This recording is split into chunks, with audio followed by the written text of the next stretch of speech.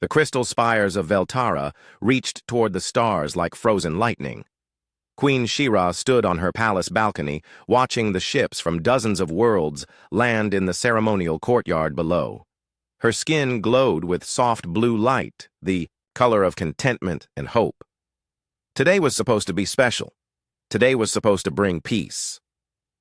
The Galactic Harmony Summit happened only once every 50 years. Leaders from across the galaxy came together to sign new trade agreements and peace treaties. She-Ra had worked for decades to make this happen. Her people, the Velthari, were known for their wisdom and fairness. Other species trusted them to host such important meetings. "Mother, look at all the different ships." Princess Hyojin rushed onto the balcony, her young face bright with excitement.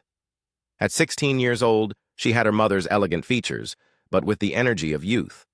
Her skin sparkled with golden flecks when she was happy, just like now. She-Ra smiled and put her arm around her daughter. "Yes, my dear. Beings from the Andromedan colonies, the Silicon Valley worlds, even the gas giant cities of Outer Rim, they all came here because they trust us." "Can I meet them? Please, I've been studying their languages and cultures for months." Hyojin bounced on her feet. Her skin shifted to bright yellow with enthusiasm. The queen laughed. "Of course, but remember, you represent our people. Be respectful and curious, but also careful." "I will, I promise." Hyojin hugged her mother tight before running back inside to prepare. She-Ra watched her daughter go with mixed feelings. Hyojin was growing up so fast. Soon she would need to learn the heavy responsibilities of leadership, but for now, let her enjoy meeting new friends from distant stars. The ceremony began at sunset. The great hall filled with beings of all shapes and sizes. Some walked on 4 legs, others floated in the air. A few needed special breathing apparatus, while others glowed with their own inner light. Despite their differences, they all shared one goal: peace among the stars. Queen She-Ra gave the opening speech. Her voice carried clearly through the translation devices each guest wore. "Today, we prove that different worlds can work together. Today we show that diversity makes us stronger, not weaker." The crowd cheered in dozens of different languages. Even the silent species showed approval through color changes and movement patterns. Princess Hyojin moved through the crowd like a bright star. She spoke with insectoid traders about their hive cities, asked aquatic delegates about underwater farming, and laughed with humanoid diplomats about universal teenage problems. Her genuine curiosity made everyone smile. Near the refreshment area, she met Captain Jinwoo of the human delegation. He was middle-aged, with cold eyes and a fake smile. "Your Highness," he said with a bow that seemed too perfect, "I represent the Human Colonial Authority." "Oh, wonderful. I've read so much about Earth and the human colonies. Your species is so adventurous." Hyojin's skin glowed brighter with interest. "Indeed we are," Jinwoo replied smoothly. "Perhaps you would like to see our ship. We have some rare artifacts from Earth that might interest a scholar like yourself." Hyojin hesitated. Her mother had told her to be careful, but this seemed harmless enough. "I would love to, but I should ask my mother first." "Of course," Jinwoo smiled. "But the other delegates are leaving soon. This might be your only chance to see real Earth history." Across the room, Queen She-Ra was deep in conversation with the Andromedan Trade Minister about mineral rights. She glanced over at her daughter occasionally, noting how well Hyojin got along with everyone. "The young ones adapt so quickly," the Trade Minister observed, following her gaze. "They see possibilities where we see problems." "Yes," She-Ra agreed. "Sometimes I think they will build a better galaxy than we ever could." She lost sight of Hyojin in the crowd, but wasn't worried. The palace was secure, and her daughter knew these halls better than anyone. Jinwoo led Hyojin through the palace, gardens toward the landing area. "The artifacts are in our ship's cultural display room," he explained. "We brought them to share with other worlds." "That's so generous," Hyojin said. Her skin pulsed with excitement. "What kind of artifacts? Ancient tools? Art? Music?" "All of that and more," Jinwoo replied. They reached his ship, a sleek vessel that looked normal on the outside. "Right this way, Your Highness." The moment Hyojin stepped inside, something felt wrong. The corridors were too narrow, too dark. The air smelled strange, like fear and desperation. "Captain Jinwoo, I think I should go back now." "Nonsense," he said, and his fake smile disappeared. "You wanted to see human culture. Well, this is it." Two large humans grabbed Hyejin's arms. She screamed, but the sound was cut off by a device they pressed against her throat. Her skin flashed bright red with terror and pain. "Your Highness!" One of Jinwoo's men laughed. "Welcome to the real galaxy. Not everyone plays nice like your mommy told you." They dragged her deeper into the ship. Hyejin fought as hard as she could, but the paralysis device made her movements weak and clumsy. Through the ship's windows, she could see the palace lights growing smaller. Back in the Great Hall, Queen She-Ra began to worry. She had not seen Hyejin for almost an hour. "Has anyone seen the princess?" she asked General Wu Sung, her military advisor. "I saw her talking with the human delegation near the refreshment area," he replied. That was some time ago. She-Ra's skin shifted to orange with concern. She sent guards to search the palace, but they found nothing. The human ship had already launched, claiming they had an urgent message from their home worlds. It was not until morning that they found the truth. A maintenance worker discovered Hyejin's ceremonial bracelet in the garden near where the human ship had been parked. There were signs of a struggle, quickly covered up, but still visible to trained eyes. Queen She-Ra stood in that same spot, holding her daughter's bracelet. Her skin had turned deep purple, the color of grief and rage. Around her, General Wu Sung and Commander Da-Un waited for orders. "They took my daughter," she whispered, and her voice carried the weight of a breaking heart. "They came to my home, accepted my hospitality, and stole my child." Her skin began to pulse with crimson light, brighter and brighter until it hurt to look at. "Find them," she commanded. "Find them, and bring my daughter home." But as the days passed with no trace of the human ship, Queen She-Ra realized something terrible. The galaxy was much bigger and darker than she had ever imagined. Somewhere in that vast emptiness, her little girl was alone and afraid. For the first time in her long reign, the wise and powerful Queen She-Ra felt completely helpless. 3 weeks had passed since Princess Hyejin vanished. Queen She-Ra had not slept properly in all that time. Her once glowing skin had turned pale gray, the color of exhaustion and despair. She sat in her command center, surrounded by star maps and intelligence reports that led nowhere. "Any word from our scouts?" she asked General Wu Sung for the 100th time that day. The old warrior's face was grim. "Nothing, Your Majesty. The human ship disappeared into hyperspace without filing a flight plan. We have searched every known route, checked with every space station and colony. It's as if they vanished completely." Commander Da-Un stepped forward. She was young for her rank, but her skills in tracking and combat were legendary. "Your Majesty, we need to face the truth. These were not ordinary humans. They knew exactly how to hide their trail. This was planned." She-Ra's hands clenched into fists. "Then we expand the search, send ships to every human world, question every human trader and diplomat. Someone must know something." "Ma'am," General Wu Sung said carefully, "we have already contacted the legitimate human governments. They are cooperating fully, but they claim Jin Wu and his crew are criminals, outlaws who operate outside their laws." "Then we hunt outlaws," She-Ra said, her voice hard as diamond. "Ready my personal ship. I will go myself." Both officers looked shocked. "Your Majesty, you cannot leave Veltara," Wu Sung protested. "The kingdom needs you here." "My daughter needs me more," She-Ra replied. Her skin flickered with deep red anger. "I am going to find someone who knows about human criminals, and I know exactly where to start." 2 days later, Queen She-Ra's ship arrived at New Busan, a rough mining colony on the edge of human space. The place was nothing like the crystal cities of Veltara. Dirty ships filled the landing bays. The air smelled of engine fuel and desperation. Workers and traders from dozens of species moved through crowded streets, all trying to make a living. In the harsh frontier, She-Ra wore a simple cloak to hide her royal robes, but her natural glow made it hard to stay hidden. Commander Da-Un walked beside her, disguised as a bodyguard. They found the man they were looking for in a small bar called the Broken Coil. Captain Lee Tae-min sat alone at a corner table, nursing a drink that had gone warm hours ago. He was in his 30s with tired eyes and the kind of scars that came from real fighting. His military uniform was clean but old. Captain Lee, Queen She-Ra approached his table carefully.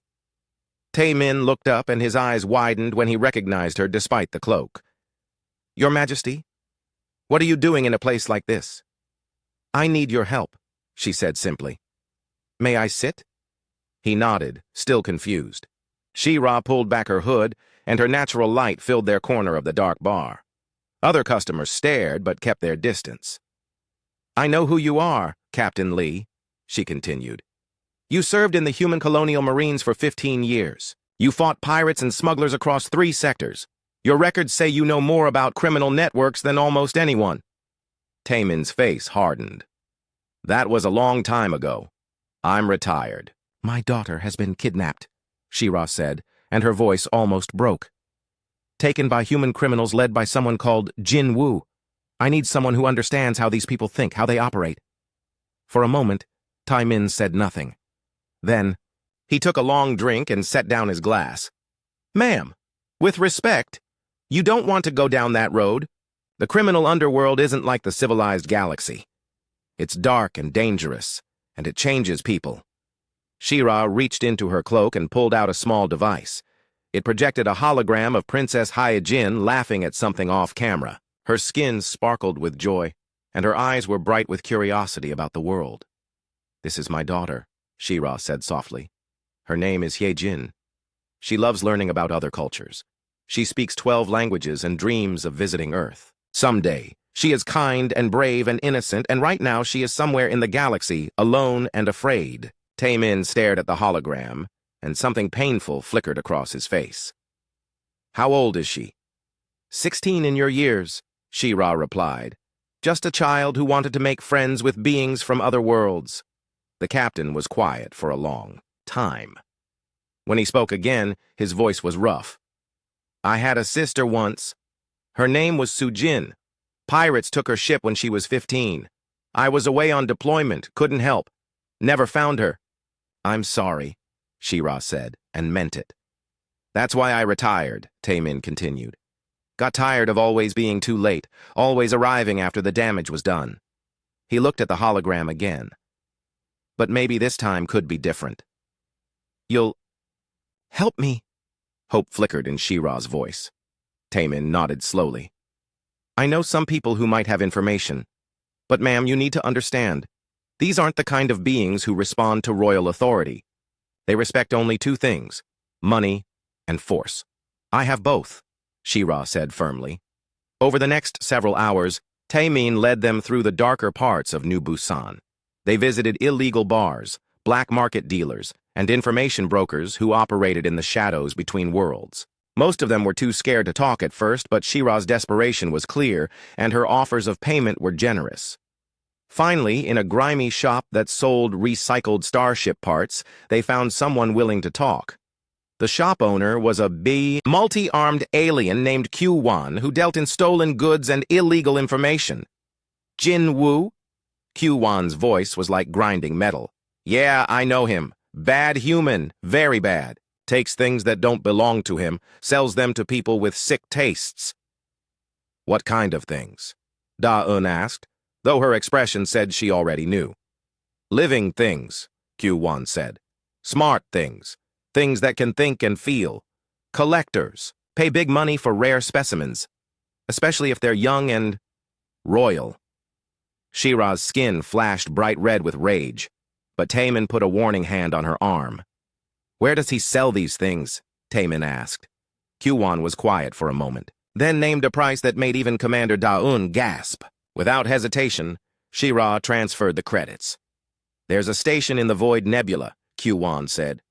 "No name, no official registration. They call it the Market. Jinwoo takes his special merchandise there. But getting in is hard, and getting out alive is harder." "How do we find this place?" She-Ra demanded. Q-Wan gave them coordinates and a warning. "The Void Nebula messes with sensors and communication. Ships go in there and never come out. Even if you find the Market, they have defenses that can stop a fleet. As they left the shop, She-Ra felt hope for the first time in weeks. They had a lead, a destination. But Taemin looked grim. "Your Majesty," he said, "I have to be honest with you. This is probably a suicide mission. The Void Nebula is one of the most dangerous places in the galaxy, and if your daughter is really at this marketplace—" He trailed off, unable to finish the thought. "Then we get her back," She-Ra said simply. "Whatever it takes, we bring my daughter home." Taemin studied her face and saw something that reminded him of his own determination all those years ago, when he had sworn to protect the innocent. Maybe it was too late for his sister, but it wasn't too late for Princess Hee-Jin. "All right," he said, "but we do this my way, and we're going to need help." The Void Nebula looked like a giant bruise against the stars. Purple and black clouds swirled in patterns that hurt to watch for too long. Lightning flashed deep inside the gas clouds, but it wasn't natural lightning. Something else lived in there, something that didn't like visitors. Captain Taemin studied the sensor readings from his modified cargo ship. "Communications are down to almost nothing," he reported to Queen She-Ra and Commander Da-Un. "Once we go in there, we're on our own." They had spent 2 weeks preparing for this mission. Taemin's ship, the Lucky Strike, had been fitted with the best stealth technology Velthari science could provide. Da-Un had brought a squad of her finest warriors, all volunteers who knew they might not come home. "Are you sure about this plan?" Da-Un asked Taemin for the 10th time. "Pretending to be a buyer seems very dangerous."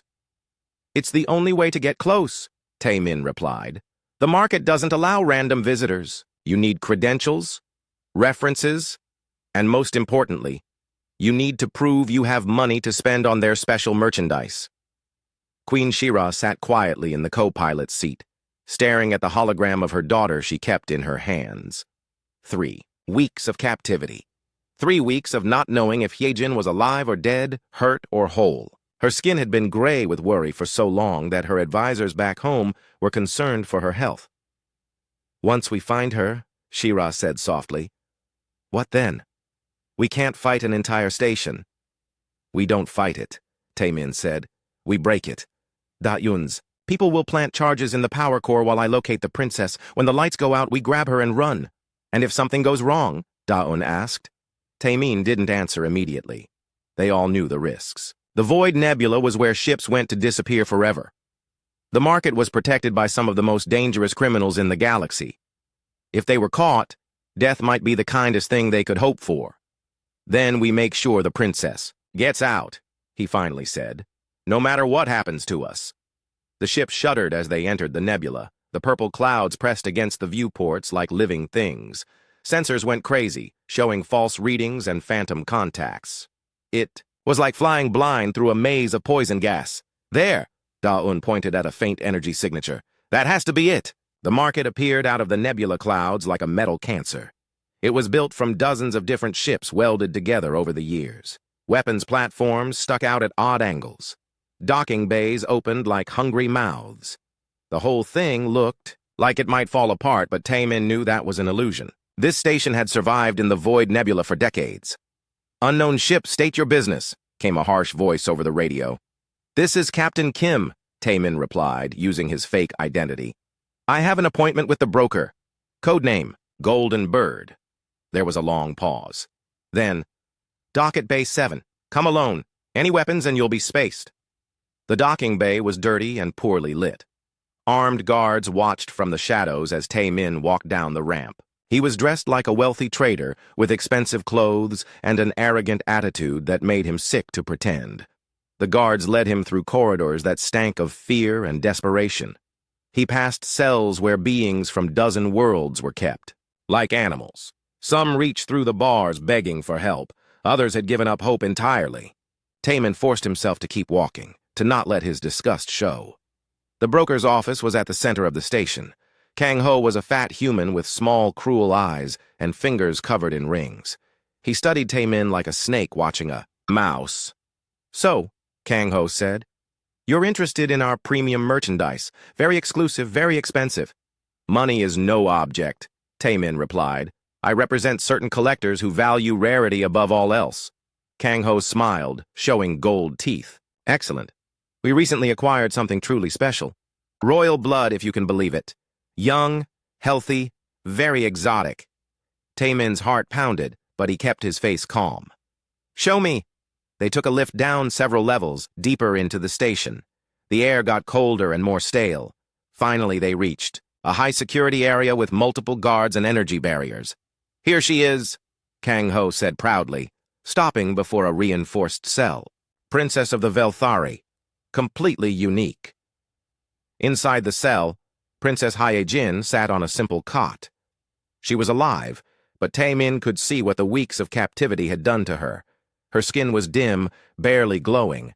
Her clothes were dirty and torn. But when she looked up at them, her eyes still held fire. "Another customer come to stare at me like I'm some animal," she said, her voice steady despite everything. Now, Kang Ho said with fake kindness. "Be nice to the gentleman. He might be your new owner." Hyejin's skin flashed with anger. "I am not property. I am Princess Hyejin of Veltara, daughter of Queen Shira, and when my people find this place, you will all pay." Kang Ho laughed. "Your people don't even know where you are, little princess, and they never will." Taemin studied the security setup, counting guards and noting weak points. "How much?" he asked. "For her? 50 million credits, and that's a bargain for royal blood." "I'll need time to arrange the transfer," Taemin said. "That much money requires special authorization." "Of course," Kang Ho agreed. "Take all the time you need, but remember, other buyers are interested too." As they walked away, Taemin memorized every detail of the route. Guard positions, security cameras, locked doors. He would only get one chance at this. Back on his ship, he met with Queen Shira and Commander Da-un. "She's alive," he said first, and saw the relief flood Shira's face. "But she's being held in the most secure part of the station. Getting to her won't be easy." "Where?" Da-un demanded. Taemin showed them the layout he had memorized. "Level 12, Section C, 4 guards minimum, plus automated defenses, and that's assuming they don't move her." "We need a distraction," Shira said, studying the plans. "Something to draw their attention away from the prison levels." "I have an idea," Da-un said grimly. "But you're not going to like it." Her plan was simple and dangerous. While Taemin returned to the station pretending to finalize the purchase, Da-un and her warriors would attack the outer defenses.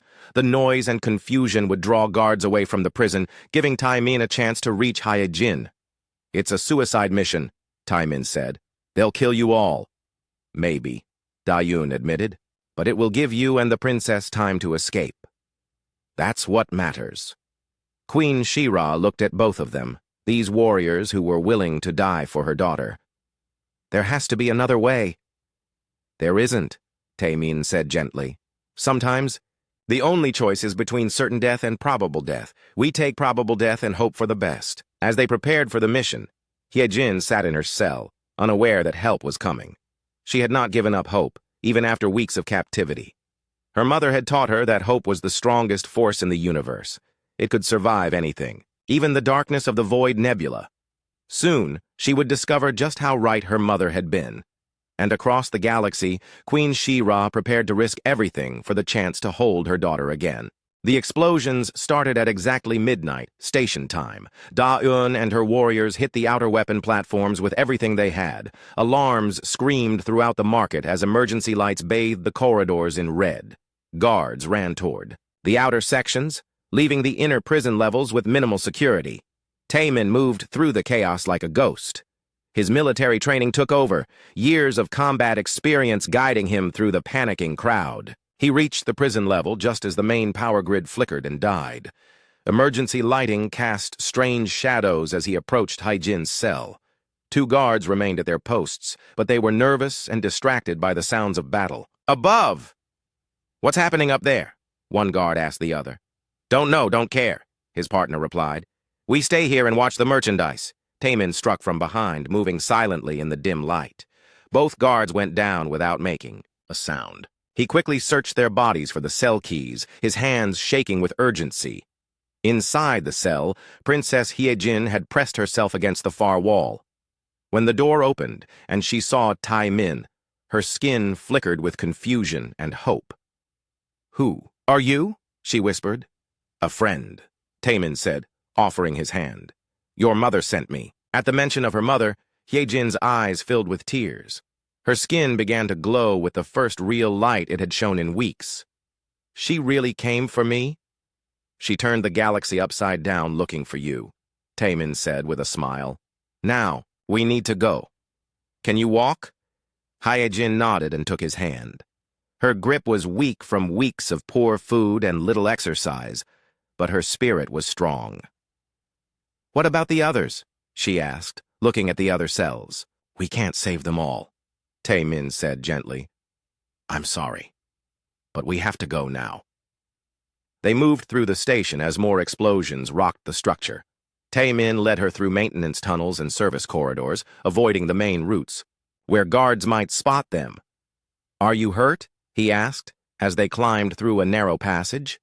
Just tired, Hyejin replied. They didn't hurt me the way I was afraid they might. Jinwoo said I was worth more undamaged. The cold way she said it made Taemin's anger burn hotter. These criminals had treated her like an object, a thing to be sold. When this was over, he would make sure they paid for that. They reached the docking bay where the Lucky Strike waited. Commander Da-Yoon's voice crackled over the radio. Taemin, where are you? We can't hold them much longer. Almost there, he replied, helping Hyejin up the ship's ramp. 30 seconds. But as they reached the ship's entrance, Captain Jinwoo stepped out of the shadows with 6 armed men. His face was bloody and his clothes torn, but his eyes burned with fury. Going somewhere? He asked, pointing a weapon at Hyejin. That's my merchandise you're stealing. She's not merchandise, Taemin said, stepping between Jinwoo and the princess. She's a person. Jinwoo laughed harshly. Sentimental fool. Do you know how much money you just cost me? 50 million credits gone because you want to play hero. Some things are worth more than money, Taemin replied. Nothing is worth more than money, Jinwoo snarled. He gestured to his men. Kill the human. Keep the girl alive. We'll find another buyer. The fight was brutal and quick. Taemin had superior training, but he was outnumbered. He managed to take down 3 of Jinwoo's men, but the others surrounded him. Just when it looked hopeless, Princess Hyejin did something unexpected. She grabbed a heavy tool from the ship's maintenance kit and smashed it into one attacker's head. Her skin blazed with fierce golden light as she shouted, Nobody owns me! The distraction gave Taemin the opening he needed. He finished the remaining guards and faced Jinwoo in single combat. The criminal was skilled, but Taemin fought with the fury of someone who had lost too much and refused to lose again. When it was over, Jinwoo lay still on the deck. Taemin stood over him, breathing hard. That was for my sister, he whispered. We need to go. Da-Eun's voice was urgent over the radio. More ships are coming. They launched from the market just as reinforcements arrived. The Lucky Strike raced through the void nebula with enemy fighters close behind. Da-Eun and her surviving warriors provided covering fire from their own ships, but several were lost in the running battle. I'm sorry, Hyejin said, as they watched friendly ships explode behind them. Those warriors died because of me. They died because they chose to help someone who needed it, Taemin corrected her. That's what good people do. The escape from the nebula took 6 hours of dangerous flying. When they finally reached clear space, only 3 of Da-Eun's original squad had survived. But they were alive, and Princess Hyejin was free. The journey back to Veltara took 2 weeks. During that time, Hyejin slowly recovered from her ordeal. Her skin regained its natural glow. She started eating regularly and sleeping through the night. But most importantly, she began to smile again. Taemin found himself becoming protective of her, almost like an older brother. He taught her some basic combat moves and showed her how the ship's systems worked. Hyejin was eager to learn everything, her natural curiosity returning as her confidence grew. Why did you help me? She asked him one day as they sat in the ship's small common area. Taemin was quiet for a moment. I had a sister once. She was about your age when pirates took her ship. I was away fighting other battles. Thought I was being a hero somewhere else. By the time I found out what happened, it was too late. What was her name? Hyejin asked softly. Sujin, Taemin said, and his voice was thick with old pain. She wanted to be a teacher. She loved learning about different worlds, just like you. Hyejin reached over and took his hand. Her skin glowed with warm, comforting light. She would be proud of you. Daun joined them, looking tired but relieved. The Queen's escort fleet is meeting us at the border, she reported. We'll be home soon. Home, Hyejin repeated, and the words sounded like music. I never thought I'd see it again. Your mother never stopped believing, Daun said. She would have searched the entire galaxy if necessary. As they approached Veltara, Hyejin pressed against the viewport, drinking in the sight of her world's crystal spires reaching toward the stars. Her skin brightened with pure joy, and for a moment she looked like the young girl she had been before her capture. But Taemin could see that the experience had changed her. There was a new strength in her eyes, a harder edge to her smile. She had seen the darkness that existed between the stars, and she had survived it. That knowledge would never leave her. What will you do now? She asked him as they prepared to dock. Taemin shrugged. I don't know. Go back to New Busan, I guess. Find another job. Hyejin looked at him seriously. You saved my life. You gave up everything to help someone you didn't even know. That makes you family. Before he could respond, the ship's communicator crackled to life. Queen Shira's voice filled the cabin thick with emotion. Hyejin, my daughter, are you there? I'm here, Mother, Hyejin said, and her skin blazed like a star. I'm coming home. As the Lucky Strike settled into its docking cradle, Taemin realized that maybe, just maybe, he was coming home too. Queen Shira stood in the palace courtyard, her hands clasped so tightly that her knuckles had turned white. Around her, hundreds of Velthari citizens waited in respectful silence. News of the princess's rescue had spread across the planet, and everyone wanted to witness the royal reunion. The queen's skin shifted through every color of emotion. Blue hope, yellow anticipation, red anxiety, and purple grief, all swirling together like a living rainbow. She had not left the palace in days, afraid that if she went anywhere else, this moment might prove to be just another dream. General Wu Sung stood beside her, his old eyes wet with tears he refused to shed. The ship is entering atmosphere now, Your Majesty, he reported. Through the crystal-clear sky of Veltara, they could see the Lucky Strike descending like a falling star. The crowd held its breath as the ship touched down in the royal landing area. Steam rose from the heated metal as the engines cooled. The ship's ramp lowered with a soft hiss. Commander Daun appeared first, her armor scratched and dented from battle. She nodded respectfully to the queen, but stepped aside immediately. Then Princess Hyejin emerged into the sunlight of her home world. For a heartbeat, mother and daughter simply stared at each other across the courtyard. Hyejin looked older than when she had been taken, her face thinner and her eyes holding shadows that had not been there before. But she was alive, she was whole, and she was home. I'm back, Mom, Hyejin called out, her voice carrying clearly across the silent courtyard. He saved me. The spell broke. Queen Shira ran toward her daughter, her royal dignity forgotten in the face of overwhelming joy. Hyejin met her halfway, and they collided in an embrace that seemed to light up the entire courtyard. Both their skins blazed with brilliant gold and white light, so bright that the watching crowd had to shield their eyes. They held each other and wept, all the fear and pain and desperate hope of the past weeks pouring out in that single moment. Neither spoke for a long time. There were no words for what they felt. I thought I had lost you forever, Shira whispered into her daughter's hair. I never stopped believing you would find me, Hyejin replied. I knew you would never give up. Finally, they separated enough to look at each other. Shira's hands cupped her daughter's face, as if she needed to touch her to believe she was real. You're thinner, the queen said, her voice breaking slightly. I'm stronger, Hyejin replied with a smile that showed both her resilience and her scars. And I have someone I want you to meet. She turned toward the ship, where Captain Taemin stood awkwardly at the bottom of the ramp. He was clearly uncomfortable with all the attention, unused to being the center of such a grand occasion. This is Captain Lee Taemin, Hyejin announced to the crowd. He risked everything to save me. He fought through the most dangerous place in the galaxy and faced down the criminals who took me. Without him, I would still be in that cage. Crowd murmured in appreciation, but Taemin looked embarrassed. Your Highness, I just did what anyone would have done. No, Queen She-Ra said, approaching him with the full dignity of her royal bearing. You did what a hero does. You saw someone in need and chose to help, even when it meant putting yourself in terrible danger. She stopped in front of him, and to everyone's surprise, bowed deeply. The sight of the Queen of Veltara bowing to a human soldier sent gasps through the watching crowd. Your Majesty, please, Taemin said, deeply uncomfortable. You don't need to do that. I do, She-Ra replied, straightening. My daughter is the most precious thing in my life. You brought her home to me. There is no debt greater than the one I owe you. Taemin glanced at Hyejin, who nodded encouragingly.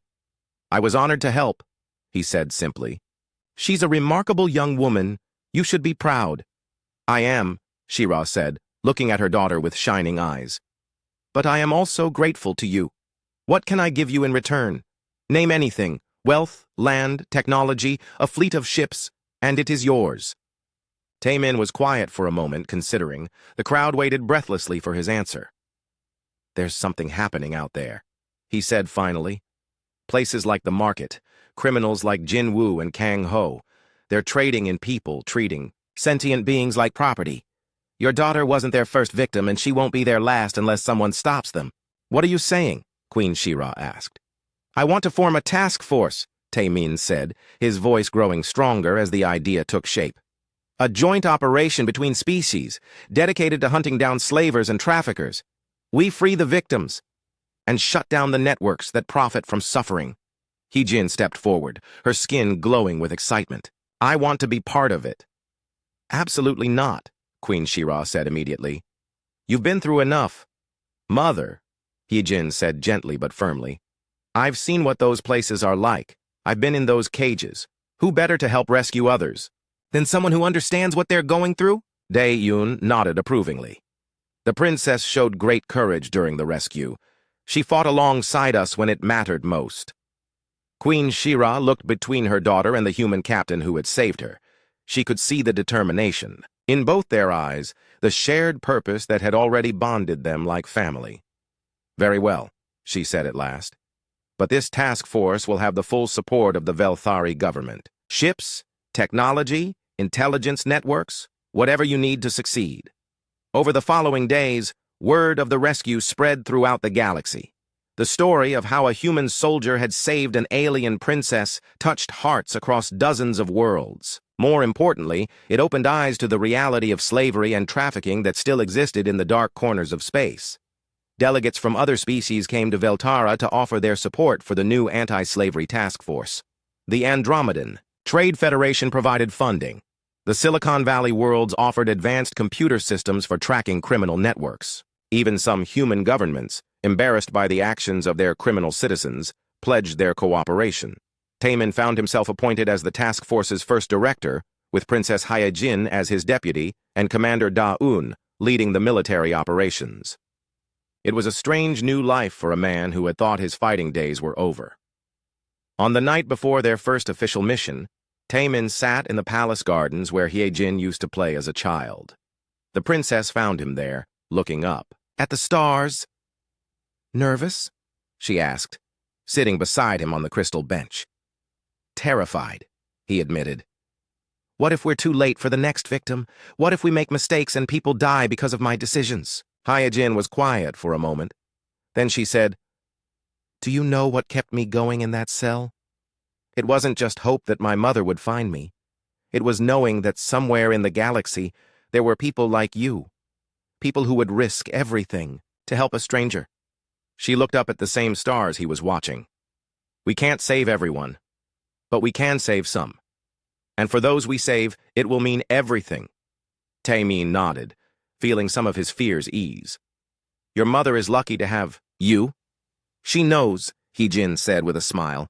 And you know what? I think I'm lucky to have you too, both of you. As they sat together in the peaceful garden, three unlikely friends bonded by shared danger and mutual respect, neither could have imagined where their story would lead.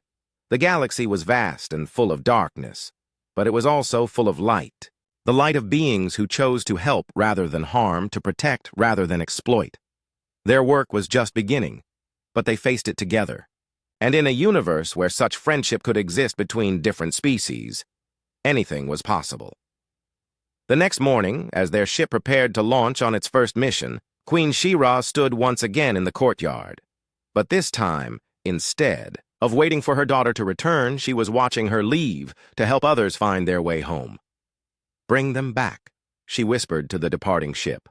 All of them, and across the galaxy, in hidden places where the desperate waited for rescue. Word began to spread of 3 heroes who refused to let anyone suffer alone in the darkness.